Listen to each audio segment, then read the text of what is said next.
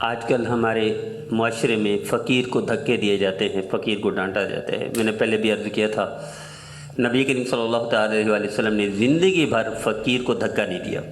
نبی کریم صلی اللہ علیہ وسلم نے زندگی بھر کسی فقیر کو واپس نہیں کیا، زندگی بھر خالی نہیں لوٹایا، زندگی بھر کسی کے سوال کو رد نہیں کیا کہ کسی نے فقیر نے کچھ مانگا اور حضور نے اس کو خالی بھیجا، وہ ممکن ہی نہیں، کوئی ثابت نہیں ہے، کسی ایک روایت سے بھی ثابت نہیں، بلکہ یہاں تک ثابت ہے کہ سرکار دو عالم صلی اللہ علیہ وسلم کے پاس اس وقت کچھ نہیں تھا تو قرضہ لے کر دیا۔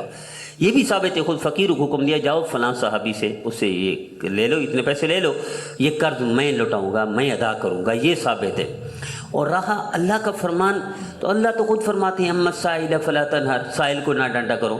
اور نبی کریم صلی اللہ علیہ وسلم کی سنت میں بتا رہا ہوں کہ سرکار دو عالم صلی اللہ علیہ وسلم نے زندگی بھر کبھی خالی نہیں لوٹایا، کبھی سوال رد نہیں کیا، کبھی کسی کو ایسے واپس مایوس نہیں کیا۔ البتہ فقہا کی عبارت ہے، اللہ کا فرمان ہے کہ فقیر کو نہ ڈانٹو، لیکن اللہ نے یہ نہیں فرمایا کہ فقیر کو ذلیل کرو، اللہ نے یہ نہیں فرمایا فقیر کو دھکے دو، اللہ نے یہ نہیں فرمایا فقیر کو تانا دو۔ اور نبی کریم صلی اللہ علیہ وسلم کی زندگی سے بھی ثابت ہے، نہ دھکے دیے ہیں، نہ تانا دیے ہیں، نہ اس کو خالی لوٹایا ہے۔ فقہا کی عبارت ہے، ہم اللہ کی بھی نہیں سنتے، اللہ کے رسول کو بھی نہیں سنتے، فقہا کے فرمان کا الٹا مطلب لیتے ہیں جو ہمارے مطلب کا ہوتا ہے۔ فقہا فرماتے ہیں کہ اگر کوئی غیر مستحق ہے، ہٹا گٹا ہے، کما سکتا ہے، ڈیوٹی کر سکتا ہے، کاروبار کر سکتا ہے اور مستحق نہیں ہے تو اس کو نہیں دینا چاہیے، اس لیے کہ وہ عادی مجرم بن جائے گا، تو مستحق لوگوں کی مدد کرنی چاہیے۔ اس فرمان کو لے کر لوگ فقیر کو دھکے دیتے ہیں، لوگ فقیر کو ذلیل کرتے ہیں، فقیر کو گالیاں دیتے ہیں۔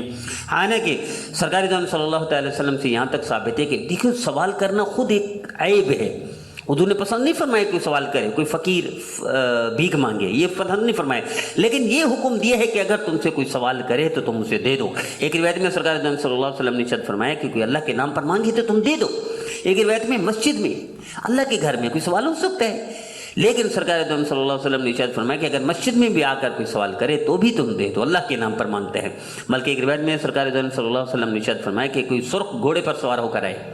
سرخ گھوڑے کا مطلب یہ ہے کہ کوئی جہاز پر سوار ہو کر آپ کے گھر پر آ جائے اور وہ کہے مجھے میں فقیر ہوں، مجھے بھیک دے دو، مجھے صدقہ دے دو، مجھے وغیرہ وغیرہ دے دو، تو یہ فرمایا کہ اس کو بھی وہ کر دو، دے دو۔ جب اتنا حکم ہے تو پھر ہم فقہا کی عبارت کا خدا کے لیے، اللہ کی رضا کے لیے الٹا مطلب نہ لیں، ناجائز مطلب نہ لیں اور اس کو آسانی سے اللہ کے نام پر مانگ رہے چپ کر کے دے دے، نہیں تو خاموش ہو جائے۔ ہاں البتہ فقہا، میں ایک واقعہ سناتا ہوں تاکہ ہمیں پتہ چل جائے کہ فقہا کا اپنا طرز عمل کیا ہے۔ حضرت مفتی اعظم پاکستان مفتی شفیع صاحب رحمۃ اللہ علیہ تشریف لے جا رہے تھے گاڑی پر، شیخ الاسلام مولانا تقی عثمانی صاحب، یہ بھی فقی، باپ بھی فقی، دونوں جا رہے ہیں، تو کہیں گاڑی رکی راستے میں، ڈرگ روڈ کے آس پاس کے ان کی گاڑی رکی تو فقیر آ گیا، چلتی گاڑی میں رکی جب اسٹاپ پر، وہ ہوگا کوئی سگنل ہوگا وغیرہ وغیرہ، تو فقیر آ گیا مجھے دے دو۔ حالانکہ پہلوان تھا، ٹگٹا تھا، تو انہوں نے اس دور میں 5 روپے نکال کے دے دیا۔ 70 کے عشرے میں 5 روپے ایسے تھے جیسے 1000 روپے دینا۔